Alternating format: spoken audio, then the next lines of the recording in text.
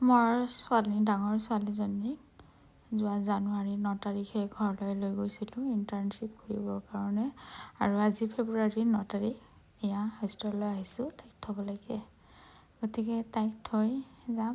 এতিয়া তাই ভিতৰলৈ সোমাব, লিফ্টত সোমালে তাই এতিয়া গতিকে আমিও গুচি যাম।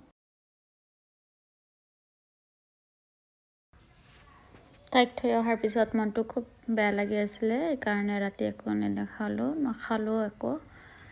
এয়া পিছদিনাখন উপায় নাই, তাই পঢ়াৰ বাবে দিছোঁ, গতিকে মনটো সান্তনা দি ৰন্ধা বঢ়া কৰি আছোঁ। আজি লাঞ্চত বনাইছোঁ শাক আৰু আলুৰ ভাজি, খুতুৰা শাকৰ লগত আলুৰে ভাজি আৰু ফুলকবি আলু মাছ, ভকুৱা মাছ এয়া বনাই আছোঁ। এয়াই আজি লাঞ্চত। গোটেই ভিডিঅ'টো শেষলৈ চাব। যদি ভাল লাগে শ্বেয়াৰ এণ্ড ছাবস্ক্ৰাইব কৰিব, লাইক কৰিব।